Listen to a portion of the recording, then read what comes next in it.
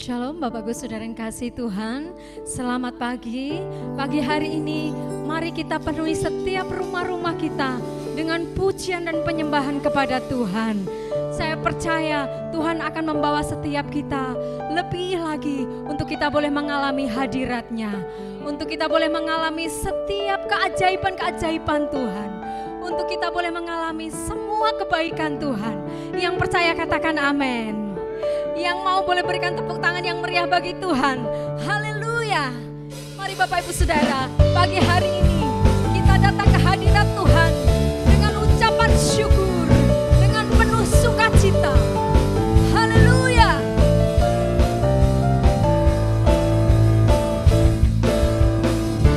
Hadiratnya dengan hati bersyukur, masuk gerbangnya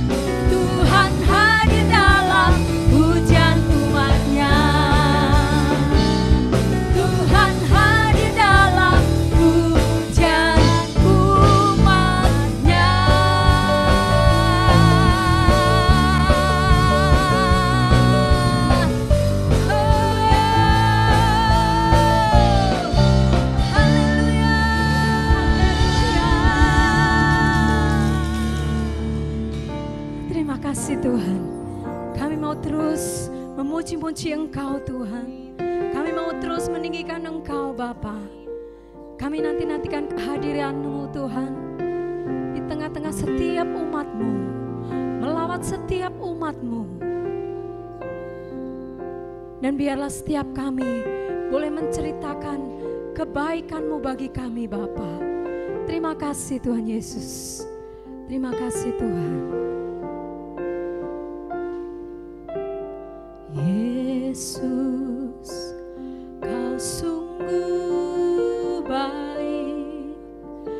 Yesus, nama-Mu indah. Yesus, ku cinta Kau selalu. Ku tinggikan, ku agungkan selamanya. Yesus, Kau sungguh baik. Yesus, nama-Mu indah. Yesus, ku cinta Kau selalu. Ku tinggikan, ku agungkan selamanya.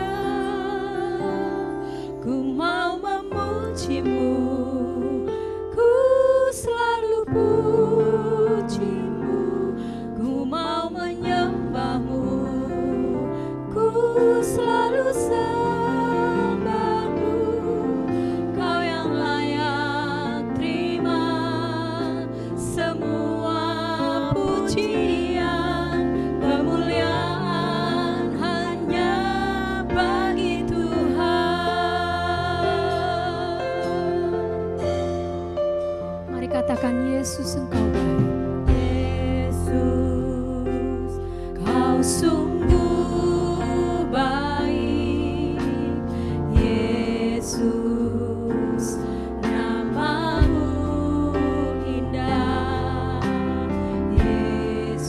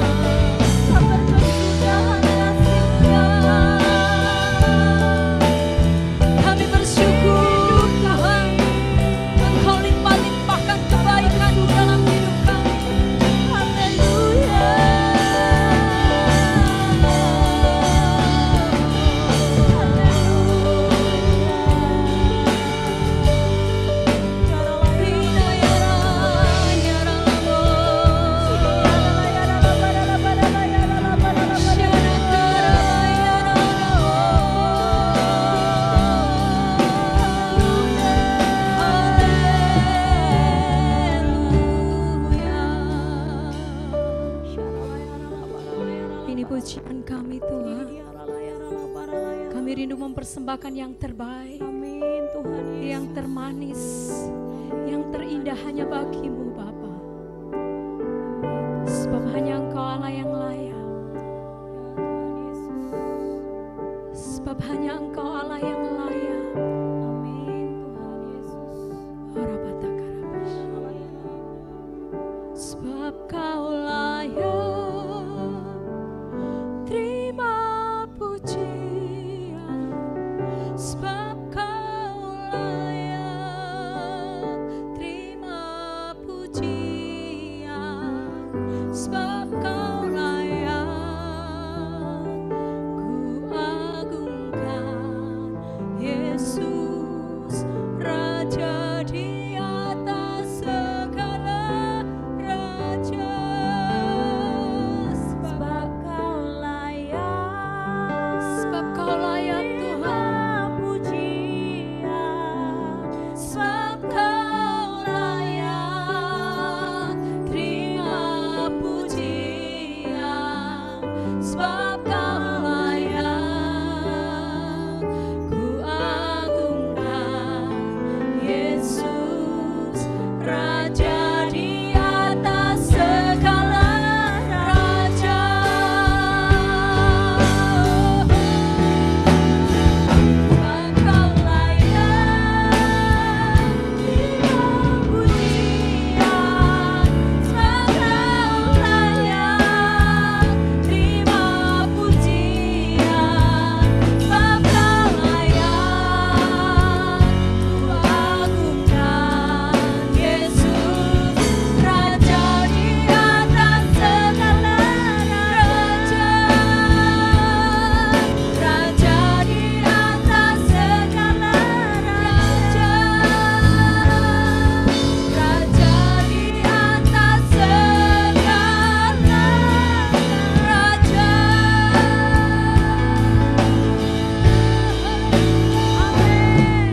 Amin. Haleluya.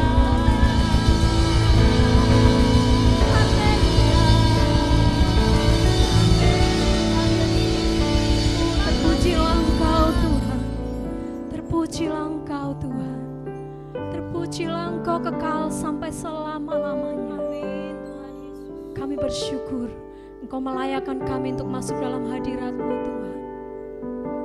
Kami bersyukur Engkau layakkan kami untuk berada dekat-Mu Bapa. Dan biarlah Engkau terus melingkupi kami Tuhan dengan hadirat-Mu. Masuk hadirat-Mu Tuhan dengan korban pujian. Masuk hadirat-Mu Tuhan, berhiaskan kekudusan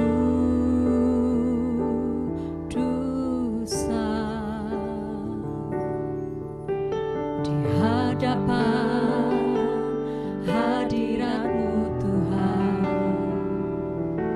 Ku rasakan kedamaian.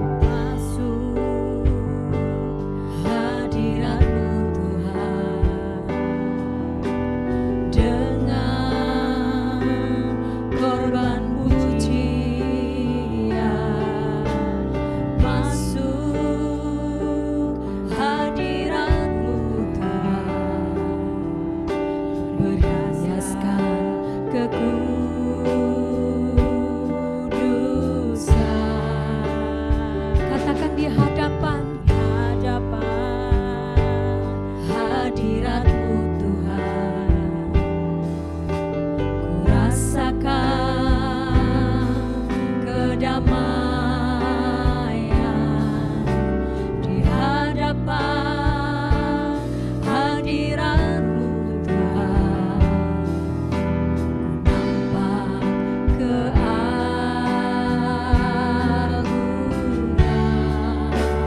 Mari panggil namanya. Yesus, ku sembah Kau, sujud di hadapan-Mu. Keinginan dalam hidupku hanya untuk menyembah-Mu. Yesus,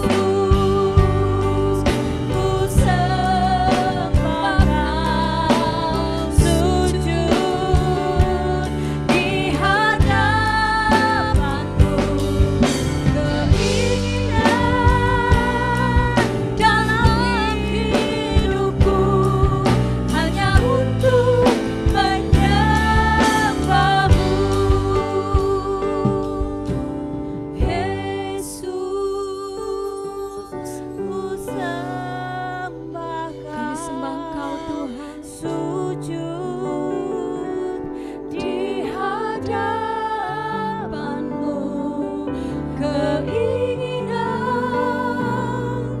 dalam hidupku hanya untuk menyembah-Mu. Mari sekali lagi panggil namanya Yesus. Yesus, ku sembah Kau, sujud di hadapan-Mu. Keinginan dalam hidupku hanya untuk menyembah-Mu. Yesus, ku sembah Kau, sujud di hadapan-Mu. Ini pernyataan hati kami, Tuhan. Dalam hidupku hanya untuk menyembah-Mu. Sekali lagi panggil namanya. Yesus, ku sembah Kau, sujud di hadapan-Mu. Keinginan dalam hidupku hanya untuk menyembah-Mu. Keinginan dalam hidupku hanya untuk menyembah-Mu. Keinginan dalam hidupku hanya untuk menyembah-Mu.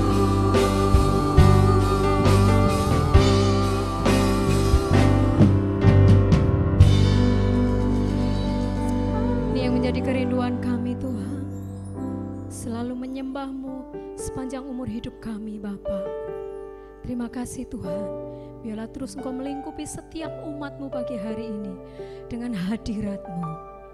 Bersabdalah bagi setiap kami, Tuhan. Dan urapi hati kami, Bapa. Kami siap mendengar sabda-Mu. Haleluya. Amin.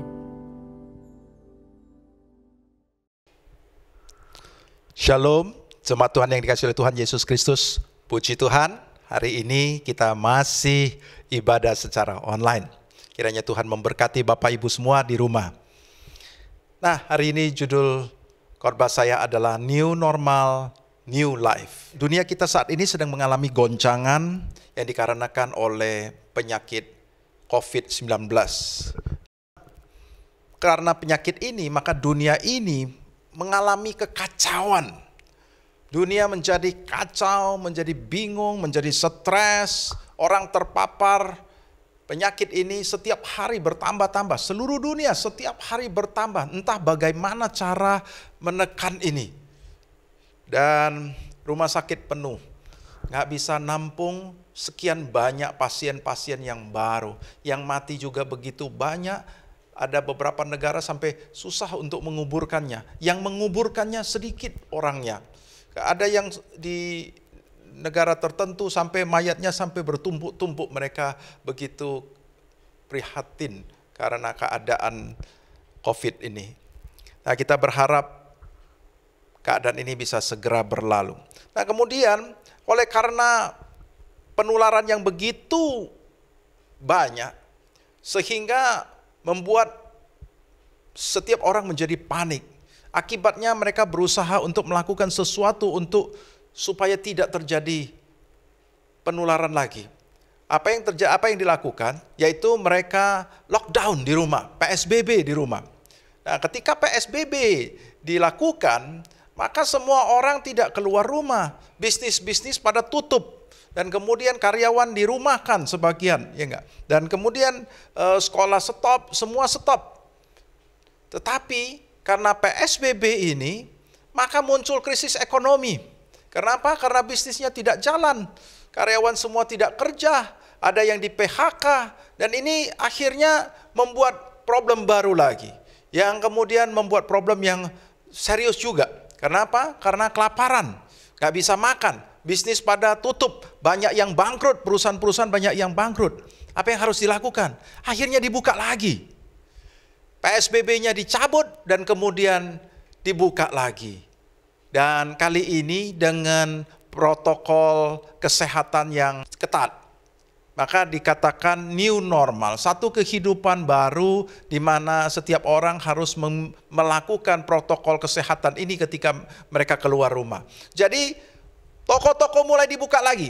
Tidak. Toko-toko mulai dibuka tetapi mereka harus pakai masker, mereka harus menjaga jarak, mereka tidak boleh berjabat tangan, mengurangi sentuhan-sentuhan, pakai face shield, ya enggak. Nah, ini adalah tindakan new normal. Tindakan new normal ini untuk membuat manusia bisa bertahan hidup.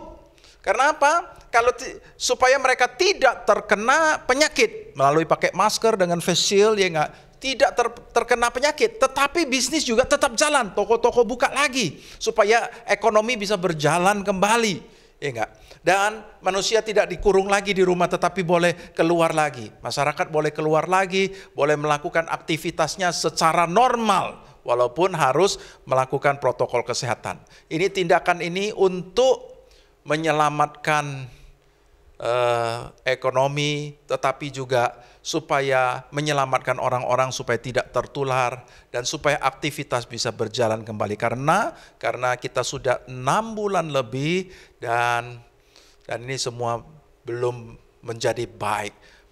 Penyebaran masih begitu banyak. Tetapi hidup tetap harus berlangsung, maka jadilah new normal. Nah, Bapak Ibu yang dikasihi oleh Tuhan Yesus Kristus, hari ini kita akan belajar bahwa tindakan new normal ini untuk menyelamatkan manusia, supaya manusia tetap bisa bertahan hidup, supaya semua ekonomi bisa berjalan, supaya orang-orang bisa keluar rumah, maka ada new normal. Tetapi mari kita belajar hari ini bersama-sama, ada new normal dalam kehidupan kita yang diberikan oleh Tuhan.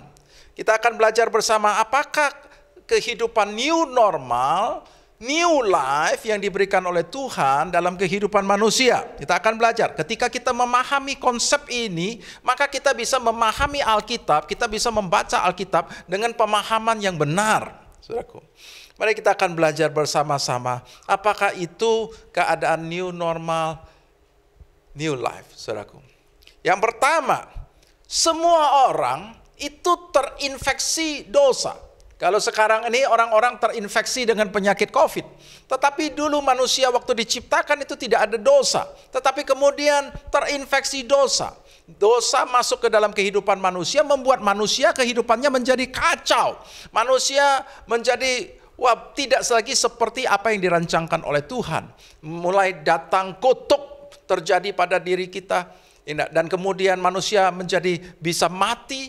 Dulu manusia diciptakan bisa hidup selamanya bersama Tuhan. Tetapi ketika manusia jatuh dalam dosa, Tuhan ngomong, sekarang dia sudah tahu akan baik dan jahat, mari kita cegah dia supaya mereka jangan makan buah kehidupan, buah dari pohon kehidupan. Akhirnya manusia diusir keluar. Manusia tidak lagi bergaul dengan Tuhan. Diusir keluar, tidak boleh makan buah kehidupan tersebut. Dan kemudian manusia juga mengalami kutuk. Tuhan katakan, terkutuklah tanah, dengan bersusah payah engkau akan mencari rezekimu. Nah, itu yang terjadi pada keadaan manusia. Manusia yang tadinya diciptakan hidup dalam keadaan yang baik menjadi kacau. Harus bekerja dengan susah payah untuk mendapatkan rezeki. Harus diusir keluar dari Taman Eden. Tidak bisa lagi hidup selamanya. Dan tidak bisa bergaul dengan Tuhan lagi. Dan manusia harus menjalani hidup dengan bersusah payah. Dia harus mencari rezekinya, saudaraku. Nah, itu yang terjadi, saudaraku.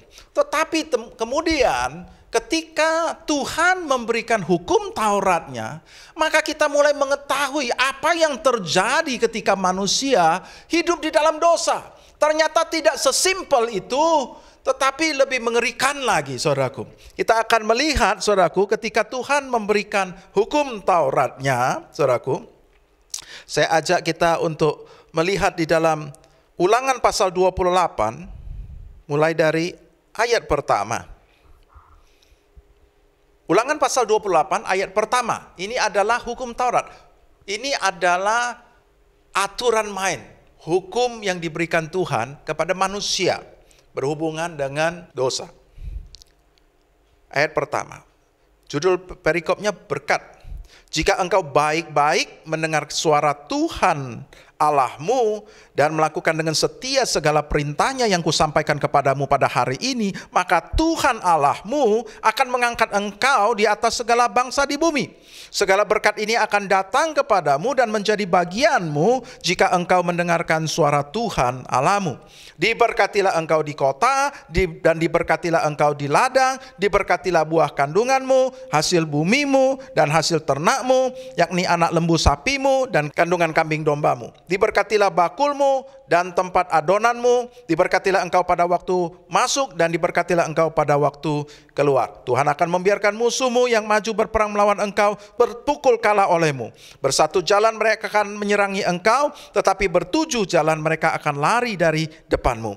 Tuhan akan memerintahkan berkat ke atasmu di dalam lumbungmu dan di dalam segala usahamu. Ia akan memberkati engkau di negeri yang diberikan kepadamu oleh Tuhan Allahmu. Tuhan akan menetapkan engkau menjadi umatnya yang kudus seperti yang dijanjikannya dengan sumpah kepadamu jika engkau berpegang pada perintah Tuhan Allahmu dan hidup menurut jalan yang ditunjukkannya. Maka segala bangsa di bumi akan melihat bahwa nama Tuhan telah disebut atasmu dan mereka akan takut kepadamu. Juga Tuhan akan melimpahi engkau dengan kebaikan dalam buah kandunganmu, dalam hasil ternakmu dan dalam hasil bumimu, di tanah yang dijanjikan Tuhan dengan sumpah kepada nenek moyangmu untuk memberikannya kepadamu. Tuhan akan membuka bagimu perbendaharaannya yang melimpah, yakni langit, untuk memberi hujan bagi tanahmu pada masanya dan memberkati segala pekerjaanmu, sehingga engkau memberi pinjaman kepada banyak bangsa, tetapi engkau sendiri tidak meminta pinjaman. Tuhan akan mengangkat engkau menjadi kepala dan bukan menjadi ekor. Engkau akan tetap naik dan bukan turun apabila engkau mendengarkan perintah Tuhan Allahmu yang kusampaikan pada hari ini kau lakukan dengan setia. Dan apabila engkau tidak menyimpang ke kanan atau ke kiri dari segala perintah yang kuberikan kepadamu pada hari ini dengan mengikuti Allah lain dan beribadah kepadanya. Saudaraku, dari ayat pertama sampai ayat ke-14 ini adalah berbicara tentang berkat yang akan diberikan Tuhan apabila kita hidup menuruti aturan main Tuhan, menuruti segala perintah Tuhan. Apabila kita hidup benar di mata Tuhan, apabila kita tidak menyimpang ke kanan dan ke kiri, maka kita akan diberkati seperti itu. Saudaraku, jadi kalau kita bisa hidup tidak menyimpang, tidak melanggar, kita hidup benar, maka kita akan diberkati seperti itu. Tetapi mulai dari ayat ke-15 judul perikopnya adalah kutuk. Saudaraku, dari ayat 15 sampai ke ayat ke-68, maka kita akan melihat judul itu berbicara tentang kutuk.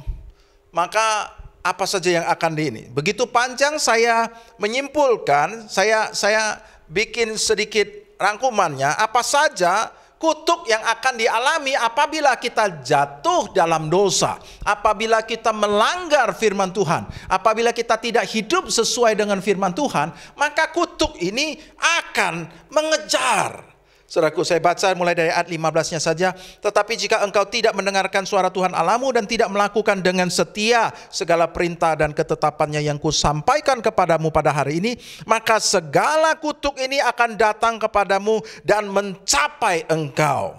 Saudaraku, maka kutuk ini akan mencapai kita. Saudaraku, apa saja? Saya bikin sedikit rangkumannya. Terkutuklah di mana saja. Terkutuk di kota, terkutuk di ladang, terkutuk waktu keluar, terkutuk waktu masuk. Jadi kita terkutuk itu di mana saja kutuk itu akan mencapai kita. Di mana saja kutuk itu akan mendatang kita. Terkutuklah bakul adonanmu, bakulmu. Saudaraku, ini berbicara tentang tempat makan kita. Terkutuklah tempat makanan kita. Bakul nasi kita itu akan terkutuk, kosong. Tempat makan kita tuh nggak ada tersedia. Kenapa? Karena terkutuk, saudaraku. Ketika mau makan ternyata tidak tersedia, saudaraku ya. Tempat makanan kita terkutuk. Terkutuklah kambing dombamu, terkutuklah buah kandungan. Buah kandung ini berbicara tentang anak kita. Kambing, domba, lembu, sapi. Ini berbicara tentang harta milik kita. Hasil bumi. Semuanya ini berbicara tentang milik kita. Terkutuklah milik kita. Mulai dari anak-anak kita sampai harta kita itu mengalami kutuk, saudaraku. Dan terkutuklah segala usaha. Apapun yang dikerjakan oleh yang kita usahakan, yang kita kerjakan itu terkutuk, nggak akan berhasil. Bahkan ada kerusuhan-kerusuhan, ada yang merampasi. Terkutuklah dengan adanya berbagai penyakit. Semua penyakit itu akan datang kepada kita. Nanti penyakit sampar, nanti penyakit menular, nanti penyakit-penyakit. Bahkan Tuhan katakan, bukan hanya semua penyakit yang kau tahu, tetapi penyakit yang tidak tercatat di hukum Taurat ini pun, itu akan kutimpakan kepadamu. Saya coba kita baca di ayat ke-61. Ulangan 28 ini ayat ke-61. Juga berbagai-bagai penyakit dan pukulan yang tidak tertulis dalam kitab Taurat ini akan ditimbulkan Tuhan, menimpa engkau sampai engkau punah. Saudaraku, kutuk ini akan terus berlanjut setelah Taurat ini nanti kemudian muncul banyak penyakit. Hari ini ada penyakit COVID, tentu saja tidak tercatat di dalam kitab Taurat. Ada penyakit kanker yang tidak tercatat di dalam Taurat. Ada mungkin jantung lah, ada diabetes, segala macam. Semua penyakit yang tidak tercatat pun akan ditimpakan. Saudaraku, dari sini kita tahu ternyata penyakit ini akibat daripada dosa. Saudaraku, terkutuklah, ada penyakit yang akan melekat. Termasuk yang belum tercatat di Taurat itu. Tidak ada berkat. Kemudian akan kalah dalam peperangan. Bertuju kita jalan, bersatu kita jalan maju, maka akan bertuju kita akan lari terbirit-birit, saudaraku ya. Ada kegilaan, ada kebutaan, ada kehilangan akal, stres, depresi, frustasi, saudaraku. Kita akan mengalami stres, gangguan pada jiwa kita. Ini adalah kutuk. Ya enggak, kita melihat keadaan ini enggak bagus, keadaan itu enggak bagus, semuanya membuat kita frustasi, membuat kita kehilangan akal, membuat kita rasanya mau gila saja, saudaraku. Kemudian tidak tahu arah perjalanan. Kita menjadi bingung, tidak tahu mau kemana. Kita tidak tahu arah perjalanan. Kemudian tidak ada keberuntungan. Bahkan akan selalu diperas, dirampasi. Kerja tidak ada keberuntungan, saudaraku. Rasanya kok kita ngomong sial banget. Aku kok sial banget ya gitu ya. Tidak ada keberuntungan. Tidak ada yang akan datang menolong. Ketika kita mengalami kesusahan, kesesakan, gak ada orang yang bisa tolong kita. Gak ada. Kita bahkan minta tolong pun orang gak bisa bantu kita. Banyak menabur benih tetapi hasilnya sangat sedikit. Dan kemudian kita akan meminjam ke sana, meminjam ke sini, tapi tidak pernah meminjamkan. Gambaran daripada orang-orang yang hidup dalam kutuk. Berapa banyak manusia sedang hidup di dalam kutuk. Kalau engkau memperhatikan keadaan-keadaan yang tadi itu terjadi dalam dirimu, mari kasih tanda tanya, jangan-jangan engkau hidup di dalam kutuk. Saudaraku, kutuk ini akibat kita melanggar firman Tuhan, akibat kita berbuat dosa. Karena kita melakukan dosa, kita hidup tidak sesuai dengan perintah Tuhan, maka kutuk ini akan datang mencapai kita, saudaraku. Itulah sebabnya kita mengalami problem tidak habis-habisnya. Oh, kita kerjakan ini, kerjakan itu, tidak pernah berhasil. Kita sakit ini, ada kebocoran sana, nanti anak kita mengalami macam-macam, saudaraku. Dan itu membuat kita frustasi. Itu adalah kutuk, saudaraku. Nah, kita perlu tahu betapa mengerikannya dosa. Saudaraku, dosa ini mendatangkan kutuk. Tadi kita udah belajar, dosa ketika manusia Adam jatuh dalam dosa, kutuk turun atas dia. Dengan bersusah payah kau akan cari rezekimu. Ternyata bukan hanya itu, ada begitu banyak ketika Tuhan memberikan hukum Tauratnya, begitu banyak dari ayat 15 sampai ayat 68. Saudara baca sendiri di rumah, begitu menakutkan. Itulah akibat daripada dosa. Saya mengajak kita untuk hari ini kita mau betul-betul takut akan dosa. Takutlah dosa. Karena dosa membuat kita hidup di dalam kutuk. Di dunia ini kita hidup dalam kutuk. Dan kemudian Roma 6 ayat 23 katakan upah dosa adalah maut. Kita akan masuk ke dalam kerajaan maut, dihukum, disiksa dalam api neraka yang kekal selama-lamanya. Di dunia yang akan datang kita akan dihukum selama-lamanya dalam api neraka yang kekal. Dosa membuat Tuhan tidak mau bergaul dengan kita. Adam langsung diusir keluar. Tidak lagi Tuhan mau bergaul dengan dia. Dia diusir keluar dari Taman Eden. Saudaraku, ini adalah akibat daripada dosa. Saya mengajak kita untuk betul-betul takut akan dosa, supaya kita jangan mencintai dosa. Menjauhlah, larilah daripada dosa. Karena dosa itu begitu menakutkan. Itu adalah akibat daripada dosa. Dan semua orang sudah terinfeksi akan dosa. Terus apa yang harus kita lakukan? Apakah kita semua akan mengalami kutuk ini? Ya, kita hidup di dalam kutuk. Tetapi puji Tuhan, hal yang kedua, apa yang kita pahami daripada new life ini, new normal, new life. Yesus memerdekakan kita dari dosa ini. Saudaraku, Tuhan Yesus datang ke muka bumi ini untuk membebaskan kita dari dosa dan dari akibat dosa. Saudaraku, ketika kita jatuh dalam dosa, maka kita hidup di dalam kutuk, kita menuju kebinasaan kekal, kita terputus dengan Allah, kita mengalami kehidupan yang begitu buruk. Karena akibat dosa, kita hidup dalam sakit penyakit, hidup dalam kemiskinan, hidup di dalam kekacauan, stres, macam-macam. Itu adalah kutuk, saudaraku. Tetapi ketika Yesus datang ke dunia, Yesus Tuhan tidak mau melihat manusia hidup di dalam kuasa dosa, sehingga hidupnya adalah hidup dalam kutuk, hidup di dalam cengkraman iblis, hidup menuju kebinasaan kekal. Tuhan begitu sayang kepada manusia. Tuhan mau melepaskan manusia dari kuasa dosa ini. Nah, manusia tidak bisa lepas sendiri. Semua orang berbuat dosa dan semua orang mengalami kutuk. Semua orang menuju kebinasaan. Semua orang terputus daripada Tuhan. Apa yang harus dilakukan? Satu-satunya adalah ada manusia yang tidak berbuat dosa, yang menanggung orang-orang yang berbuat dosa itu, yang menanggung saudara dan saya. Saudaraku, Yesus turun ke muka bumi sebagai bentuk manusia untuk menanggung semua dosa tersebut, saudaraku ya. Di dalam 2 Korintus 5 ayat 21 Tuhan katakan dia telah dijadikan dosa, dia yang tidak berdosa dijadikan dosa. Dia menanggung dosa kita supaya semua dosa kita itu ditimpakan kepada dia, dan dengan demikian kita dibenarkan oleh Tuhan. Saudaraku, Yesus menanggung dosa kita supaya kita dibenarkan oleh Tuhan. Waktu dia di kayu salib, saudaraku, Yesus menanggung semuanya. Segala sesuatu yang diakibatkan oleh dosa ditimpakan kepada dia, saudaraku.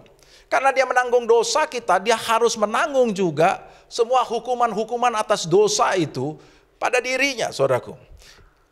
Roma 8 ayat 3 dan 4 dikatakan bahwa Yesus menanggung tuntutan hukum Taurat atas dosa kita ini. Berdasarkan hukum tadi, maka kita harus dikutuk karena berbuat dosa. Kita akan mengalami kutuk dan kita akan mengalami kebinasaan kekal. Itu berdasarkan hukum Taurat, saudaraku ya. Tetapi apa yang dilakukan oleh Tuhan Yesus, Roma 8 ayat 3. Sebab apa yang tidak mungkin dilakukan hukum Taurat karena tidak berdaya oleh daging, telah dilakukan oleh Allah dengan jalan mengutus anaknya sendiri dalam daging yang serupa dengan daging yang dikuasai dosa karena dosa.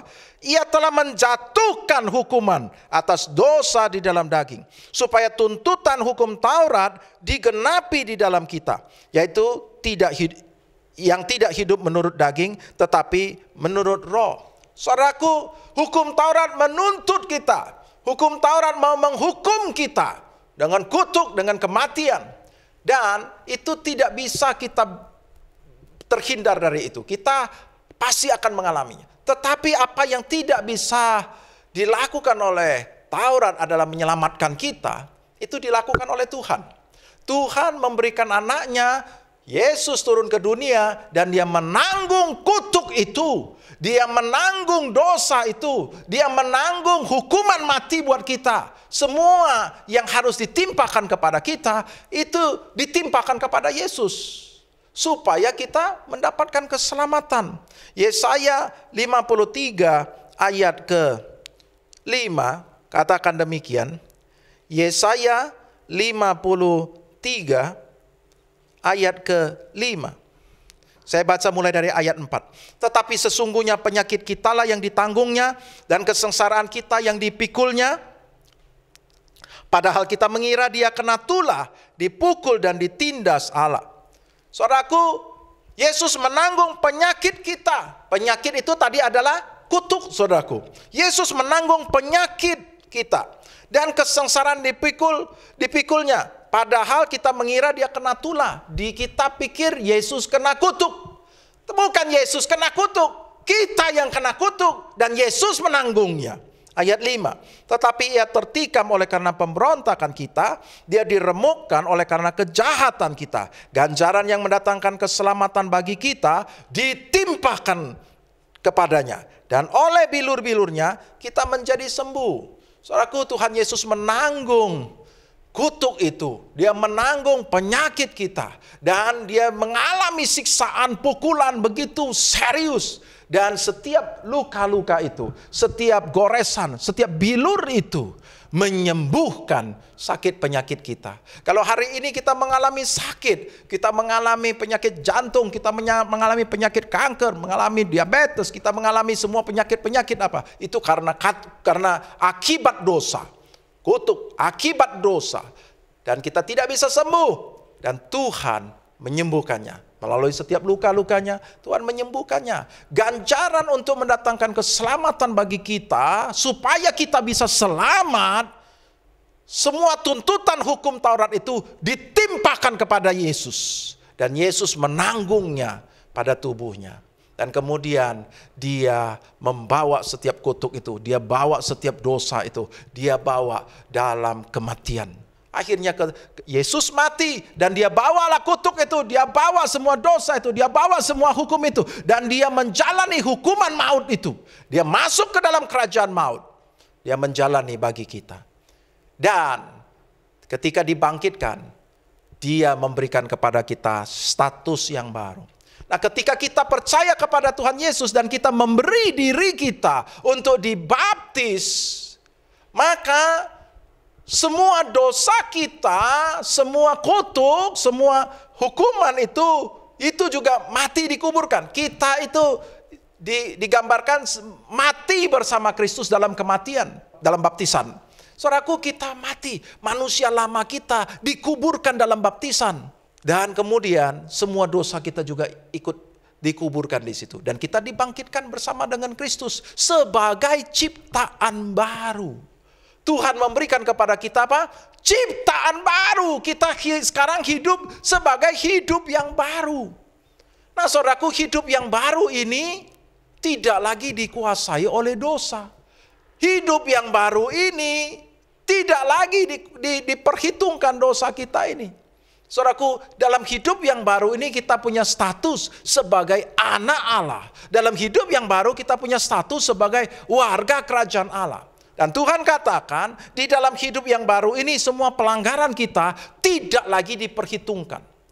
Saudaraku, kita tidak lagi diperhitungkan tetapi kita sebagai anak Allah. Saudaraku, Tuhan sudah menanggung semuanya. Dia tanggung kutuk kita. Galatia 3 ayat 13. Kristus telah menebus kita dari kutuk hukum Taurat dengan jalan menjadi kutuk karena kita. Sebab ada tertulis, terkutuklah orang yang digantung pada kayu salib. Yesus telah menjalani kutuk. Kita tidak perlu lagi hidup dalam kutuk. Kita sudah tidak diperhitungkan dosa kita. Karena dosa kita tidak diperhitungkan, maka tidak ada akibat dosa. Akibat dosa muncul karena ada dosa.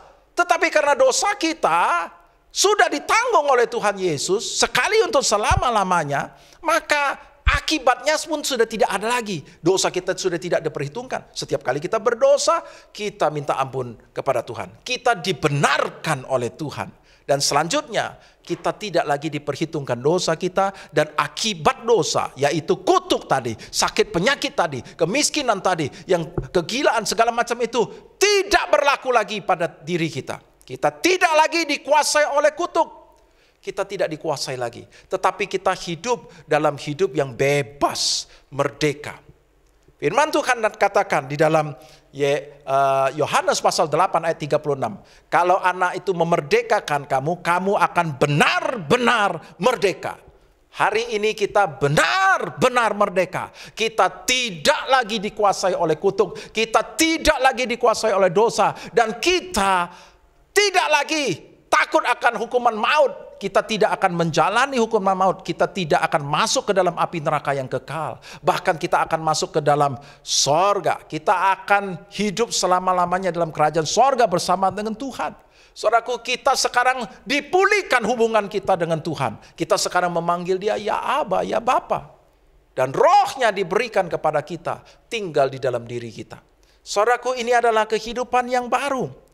Dan sudah bebas daripada dosa dan akibat dosa. Hidup yang baru yang tidak lagi diperhitungkan dosa kita, tidak lagi dalam kutuk, tidak lagi menuju kematian, tetapi hidup dalam kasih karunia, saudaraku. Saudaraku, Tuhan mau supaya kita mengerti. Itu yang kedua yang dilakukan Tuhan Yesus untuk membebaskan kita, menyembuhkan kita dari infeksi dosa. Manusia kita dimatikan oleh Tuhan dan kemudian dibangkitkan kembali sebagai ciptaan yang baru. Yang ketiga, ketika kita bangkit bersama dengan Kristus setelah kita dikubur dalam baptisan dan kita bangkit lagi dalam sebagai ciptaan yang baru bersama Yesus, maka Tuhan memberikan kepada kita new life, kehidupan yang baru. Kehidupan yang baru ini tidak lagi kita jalani seperti kehidupan yang lama. Kehidupan yang baru ini adalah kehidupan dengan new normal. Kita harus hidup new normal supaya kita tidak lagi kembali kepada kehidupan lama. Tuhan katakan bahwa sekarang kita ini adalah anak Allah, kita warga kerajaan Allah. Kita ini sudah dibebaskan dari dosa. Kita tidak dikuasai oleh dosa lagi. Sekarang kita ini sudah hidup merdeka sepenuhnya. Kita bukan lagi hamba dosa, tetapi kita adalah hamba kebenaran. Saudaraku, kita memilih. Tuhan sudah memberikan kepada kita status yang baru sebagai hamba kebenaran. Tuhan katakan engkau sekarang adalah hamba kebenaran. Engkau bukan lagi adalah hamba dosa. Mari kita buka di dalam Roma pasal 6 ayat 18. Saya baca ayat 15 dulu. Jadi bagaimana? Apakah kita akan berbuat dosa karena kita tidak berada di bawah hukum Taurat tetapi di bawah kasih karunia? Sekali-kali tidak. Ayat 18. Kamu telah dimerdekakan dari dosa dan menjadi hamba kebenaran. saudaraku, kita sekarang adalah hamba kebenaran. Kita tidak lagi menjadi hambanya dosa. Kalau kita hidup melakukan dosa lagi, kita berarti hamba dosa dong. Kalau kita hamba dosa, maka kita akan mengalami lagi kutuk dosa itu. Hukum dosa itu akan berlaku lagi pada kita. Tetapi kita bukan lagi hamba dosa. Kita sekarang hamba kebenaran. Kita hidup berdasarkan kebenaran. Apapun yang kebenaran katakan, itu yang kita hidupi. Saudaraku, kita tidak dikuasai oleh dosa. Saudaraku, ketik ayat 15, apakah kita akan berbuat dosa? Karena kita tidak di bawah hukum Taurat. Sekarang kita tidak lagi di bawah hukum Taurat, tetapi di bawah kasih karunia. Kita tidak lagi dihukum, tidak ada lagi kutuk. Saudaraku, kalau tadi untuk mendapatkan berkat, maka kita harus hidup memenuhi standar itu. Harus betul-betul memenuhi standar, baru kita akan bisa diberkati. Tetapi kita sekarang hidup tidak lagi seperti itu. Kita akan menerima berkat oleh kasih karunia, pemberian Tuhan kepada kita. Kita tidak lagi hidup di dalam dosa. Kalau kita jatuh dalam dosa, Tuhan akan mengampuni kita. Ketika kita minta ampun, maka Dia akan menyucikan, mengampuni kita, saudaraku. Dan kita tidak lagi diperhitungkan kutuknya.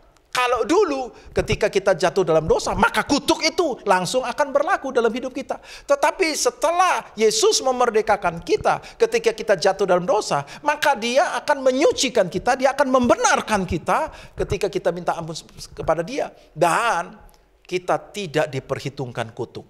Itu adalah kasih karunia. Itu yang Tuhan Yesus lakukan kepada kita. Kita tidak lagi takut hidup dalam kutuk. Nah, kalau kita tahu bahwa kita sekarang tidak lagi di dalam kutuk, kita menolak untuk hidup dalam kutuk. Kalau engkau tahu keadaanmu, kenapa aku mengalami sakit, kenapa aku mengalami kegagalan terus, kenapa aku mengalami seperti yang tadi kita baca mengenai kutuk, maka kita akan tolak. Tuhan, kita harus mengerti, Tuhan, Engkau sudah membebaskan aku dari dosa. Engkau sudah membebaskan aku dari hukum Taurat ini. Engkau sudah membebaskan aku dari kutuk, dari sakit penyakit. Tuhan, aku menolak ada sakit penyakit ini. Aku menolak kutuk ini terjadi pada diriku. Aku menolak kemiskinan ini, kegagalan ini. Aku menolak. Karena ini adalah kutuk menurut hukum Taurat. Dan aku tidak lagi hidup di dalam hukum Taurat. Kiranya Tuhan melepaskan aku. Saudaraku, ketika kita mengetahui bahwa kebenarannya adalah kita tidak lagi di bawah kuasa Taurat ini, maka kita akan klaim, kita akan proklamirkan bahwa saya tidak di bawah kuasa kutuk lagi. Aku bebas merdeka. Aku menolak sakit. Aku menolak untuk hidup di dalam kekacauan ini. Aku menolak, saudaraku. Dan ketika kita mempercayai apa yang Yesus lakukan bagi diri kita, kita memperkatakan, kita merenungkan terus, maka kita akan mengalami, saudaraku. Saudaraku, saya mau mengajak kita untuk memahami bahwa kehidupan kasih karunia adalah kehidupan yang semuanya mengalir dari Tuhan, saudaraku ya. Roh Kudus akan menjamin, membuat kita mengalami semua apa yang dilakukan oleh Tuhan Yesus, yaitu penebusan tadi, membuat kita bebas dari kutuk. Roh Kudus akan menjamin sampai kita menerima semua. Di dalam Efesus pasal 1 ayat 14. Dan Roh Kudus itu adalah jaminan bagi kita sampai kita memperoleh seluruhnya, yaitu penebusan yang menjadikan kita milik Allah untuk memuji kemuliaannya. Saudaraku, Tuhan Roh Kudus akan menjamin kita sampai kita mengalami seluruh penebusan itu dan membuat kita ini sekarang menjadi milik Allah sepenuhnya. Dan tidak ada penghukuman lagi. Roma 8 ayat 1 dikatakan demikian. Demikianlah sekarang tidak ada penghukuman bagi mereka yang ada di dalam Kristus Yesus. Roh yang memberi hidup telah memerdekakan kamu dalam Kristus dari hukum Taurat dan hukum dosa. Roh Kudus sebagai jaminannya. Saudaraku, Roh Kudus itu, Roh Kudus yang ada di dalam Yesus itu, Roh Kudus itu memberi hidup. Roh Kudus itu memerdekakan kita dari hukum dosa dan hukum maut, yaitu hukum Taurat, saudaraku. Dan dia menjamin sampai kita mengalami semua penebusan itu. Nah, sekarang bagaimana kita mengalami semua itu? Tuhan sudah melakukannya dan Roh Kudus membuat itu semuanya, menjamin semuanya sampai kita mengalami. Sekarang bagaimana kita bisa mengalami semua itu, saudaraku? Saudaraku, kehidupan kasih karunia adalah kehidupan yang selanjutnya adalah menerima dari Tuhan sebagai pemberian. Saya ajak kita membaca di dalam Yohanes pasal 15 ayat 1. Ini adalah new life. Pelajari ini baik-baik. Yohanes 15 ayat 1. Akulah pokok anggur yang benar dan Bapakulah pengusahanya. Setiap ranting padaku yang tidak berbuah dipotongnya, dan setiap ranting yang berbuah dibersihkannya supaya ia lebih banyak berbuah. Kamu memang sudah bersih karena firman yang telah kukatakan kepadamu. Tinggallah di dalam aku dan aku di dalam kamu. Sama seperti ranting tidak dapat berbuah dari dirinya sendiri kalau ia tidak tinggal pada pokok anggur, demikian juga kamu tidak berbuah jikalau kamu tidak tinggal di dalam aku. Akulah pokok anggur dan kamulah ranting-rantingnya. Barang siapa tinggal di dalam aku dan aku di dalam dia, ia berbuah banyak, sebab di luar aku kamu tidak dapat berbuat apa-apa. Barang siapa tidak tinggal di dalam aku, ia akan dibuang keluar seperti ranting dan menjadi kering. Kemudian dikumpulkan orang dan dicampakkan ke dalam api lalu dibakar. Jikalau kamu tinggal di dalam aku dan firmanku tinggal di dalam kamu, mintalah apa saja yang kamu kehendaki dan kamu akan menerimanya. Dalam hal inilah Bapakku dipermuliakan, yaitu jika kamu berbuah banyak, dan dengan demikian kamu adalah murid-muridku. Saudaraku, Tuhan katakan di dalam new life ini, aku ini seperti pokok anggur, kamu itu adalah rantingnya. Tuhan adalah pohonnya, kita adalah rantingnya. Dikatakan apa? Setiap ranting yang tidak berbuah Tuhan akan bersihkan, Tuhan akan potong. Tetapi ranting yang berbuah dibersihkan supaya dia lebih banyak berbuah. Dan dikatakan apa? Firman itu membersihkan kita. Tuhan katakan, tinggallah di dalam aku dan aku di dalam kamu, sama seperti ranting tidak dapat berbuah dari sendiri sendiri. Bisa nggak ranting itu berbuah dari sendiri? Kalau dia dipotong, dia dilepaskan dari pokok anggurnya. Bisa nggak? Nggak bisa. Ranting tidak bisa hidup. Ranting itu menerima semua kebutuhan hidupnya, itu mengalir dari pokok anggur. Dari semua nutrisi, semua makanan, segala sesuatu mengalir dari pokok anggur. Dan demikianlah kita. Tuhan katakan kamu tidak bisa hidup, kau tidak bisa berbuah kalau engkau tidak tinggal di dalam aku. Kamu di luar aku, kamu tidak dapat berbuat apa-apa. Kamu akan menjadi kering dan kamu akan mati.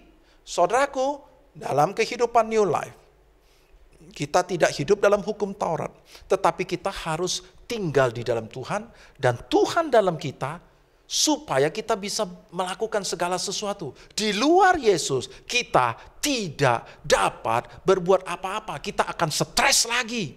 Tetapi Tuhan mau kita tinggal di dalam Dia, kita mengalami Dia, dan kita diberkati, saudaraku. Kita bisa berbuah banyak.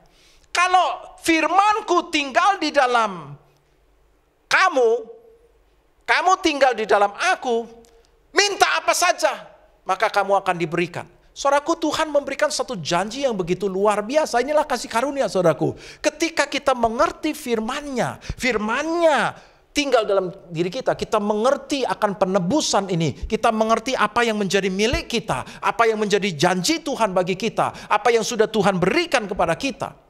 Dan kita tinggal di dalam Tuhan, kita hidup bersekutu dengan Tuhan. Dan maka kita boleh minta apa saja sesuai dengan firman yang kita sudah tertanam dalam diri kita. Kita minta, maka itu akan berbuah. Semua firman yang kita percaya itu akan berbuah. Dengan demikian, Bapa akan dipermuliakan. Karena apa? Karena semua firman itu menghasilkan. Saudaraku, saya ingat akan cerita di dalam Matius pasal 13 tentang penabur. Ada yang seorang penabur menabur benih, ada yang jatuh di pinggir jalan, ada yang jatuh di tanah yang berbatu dikit, ada yang jatuh dan kemudian bertumbuh tetapi dihimpit oleh semak, tetapi ada yang berbuah 100 kali lipat. Tuhan katakan demikian. Saya mau mengajak kita lihat di dalam Matius pasal 13 ayat ke-11. Jawab Yesus, kepadamu diberi karunia untuk mengetahui rahasia kerajaan sorga, tetapi kepada mereka tidak. Karena siapa yang mempunyai kepadanya akan diberi, sehingga ia berkelimpahan. Tetapi siapa yang tidak mempunyai, apapun juga yang ada padanya akan diambil padanya. Camkan baik-baik. Kalau engkau punya rahasia kerajaan sorga, kalau kau punya rahasia kerajaan sorga, dan rahasia kerajaan sorga diberikan kepada kita. Kalau kau punya rahasia kerajaan sorga, maka siapa yang mempunyai apa? Mempunyai rahasia kerajaan sorga, maka dia akan diberi sehingga berkelimpahan. Tetapi siapa yang tidak mempunyai apa? Tidak mempunyai rahasia kerajaan sorga ini, maka apa yang ada pada diri kita akan diambil. Siapa yang ambil? Bukan Tuhan, tetapi iblis. Karena engkau tidak tahu bahwa engkau sudah ditebus, engkau tidak tahu bahwa engkau tidak lagi dalam kutuk, engkau tidak tahu, maka iblis itu dia penipu, dia akan mencuri milikmu, dia mencuri kesehatanmu, dia mencuri berkatmu, dia mencuri keluargamu, dia mencuri semua, dia curi saudaraku. Karena apa? Karena kita tidak tahu. Kita tidak memiliki rahasia kerajaan sorga. Kita tidak tahu bahwa kita itu sudah tidak dalam dosa lagi. Kita tidak lagi dalam kuasa kutuk. Kita tidak lagi hidup di dalam kuasa iblis. Tetapi iblis, dia menipu kita. Dia mencuri, saudaraku. Dan apa yang menjadi milik kita menjadi hilang, saudaraku. Tetapi kalau kita mengerti, ketika firman Tuhan yang kita baca firman Tuhan. Firman Tuhan perlu tinggal dalam diri kita. Ketika firman Tuhan kita baca, maka dia akan tinggal dalam diri kita. Dan itu perlu berakar. Kalau engkau tidak punya firman Tuhan tidak tinggal, kau tidak mengerti, maka kau dicuri. Seperti burung gagak mencuri, itulah yang jatuh ke pinggir jalan. Berapa banyak engkau tidak fokus kepada firman Tuhan, kau tidak mengerti, kau tidak membaca, maka firman itu tidak ada di dalam dirimu, dicuri. Ketika kau tidak mengerti, kau akan diambil milikmu oleh iblis. Iblis akan mencuri kesehatanmu, dia mencuri berkatmu, dia mencuri pekerjaanmu, dia mencuri segalanya. Tetapi ketika firman Tuhan itu tertanam, kau mengerti dan tertanam, dan dia berakar dan dia bertumbuh, dan engkau babat itu semak, maka kau akan tunggu namanya berbuah. Bagaimana kita berbuah? Berbuah itu adalah ketika kau tinggal di dalam dia dan firman-Nya tinggal di dalam kita. Mintalah apa saja, maka akan diberikan kepadamu. Dengan demikian kau berbuah lebat, Bapa dipermuliakan. Saudaraku, ketika kita mengerti firman Tuhan, kita memiliki janji Tuhan, kita mengerti bahwa posisi kita sebagai anak Allah, kita tinggal di dalam Tuhan. Kita bersekutu dengan Tuhan, kita mengklaim janji Tuhan. Semua firman Tuhan itu kita minta. Tuhan, aku minta Bapa, berkat yang kau janjikan kepadaku. Aku minta Tuhan kesembuhan. Aku minta Bapa pemulihan. Aku minta apapun yang kau minta, kau akan melihat setiap firman yang kau percayai itu, yang tertanam itu akan berbuah lebat, akan terjadi dan engkau akan menikmatinya. Dengan demikian Bapa dipermuliakan. Hari ini kita mengerti akan hidup yang baru yang Tuhan inginkan. Tuhan tidak mau engkau hidup di dalam dosa, dikuasai oleh kutuk, hidup dalam kekacauan. Dia memberikan kepada kita new life. Tetapi dalam new life ini dia memberikan kita new normal. Cara hidup kita tidak lagi seperti dulu. Cara kita tidak lagi mengandalkan kekuatan sendiri. Tidak lagi berjuang melawan setiap kutuk. Kita tidak ada lagi. Tetapi cara hidup kita adalah kita tinggal di dalam Tuhan. Dan kita memahami kebenaran firman Tuhan. Dan firman Tuhan itu tinggal dalam diri kita. Kita baca, kita renungkan, kita perkatakan, kita sungguh-sungguh mengerti. Dan kemudian kita minta kepada Tuhan. Dalam new life kita, new normal kita adalah hidup kita semuanya datang daripada Tuhan. Baik pemeliharaannya, kesehatan, berkat-berkat, pertolongan, kesembuhan, segala sesuatu itu mengalir dari Tuhan. Tidak ada lagi kerja, tidak ada lagi kekuatan kita sendiri. Tetapi semuanya datang daripada Tuhan sebagai kasih karunia. Ketika engkau memiliki firman Tuhan, kau tinggal di dalam Dia, kau minta apa saja, kau pasti menerimanya. Mari kita bersatu dalam doa. Bapa kami di sorga, kami mengucap syukur Tuhan Yesus. Hidup kami yang begitu kacau Tuhan Yesus, oleh karena dosa telah Engkau tanggung Tuhan. Engkau tebus Tuhan Yesus. Sehingga kami tidak lagi perlu hidup di dalam hidup yang kacau. Tidak lagi hidup dalam kutuk Tuhan. Tidak lagi hidup dalam hukum Taurat Tuhan Yesus. Kami tidak lagi mengalami sakit penyakit. Tidak lagi mengalami kemiskinan, kebangkrutan, semua keluarga yang hancur. Tidak mengalami semuanya itu lagi Tuhan. Karena kami sekarang sudah ditebus. Semua dosa kami sudah Kau tanggung. Dan semua akibat dosa, hukuman atas dosa itu juga sudah Kau tanggung. Kami tidak perlu lagi mengalami itu Tuhan. Dan kami sekarang adalah ciptaan baru yang sudah dibenarkan oleh Tuhan Yesus. Tidak lagi diperhitungkan dosa kami. Dan juga tidak akan mengalami semua akibat dosa termasuk kutuk Taurat ini Tuhan Yesus. Kami tidak akan juga masuk ke dalam kebinasaan kekal. Karena Engkau telah memberikan kami status yang baru.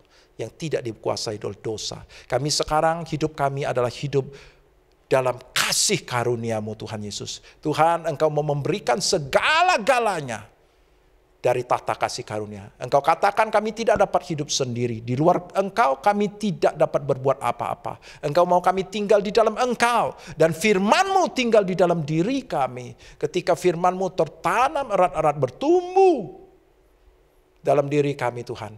Kami boleh minta apa saja Tuhan.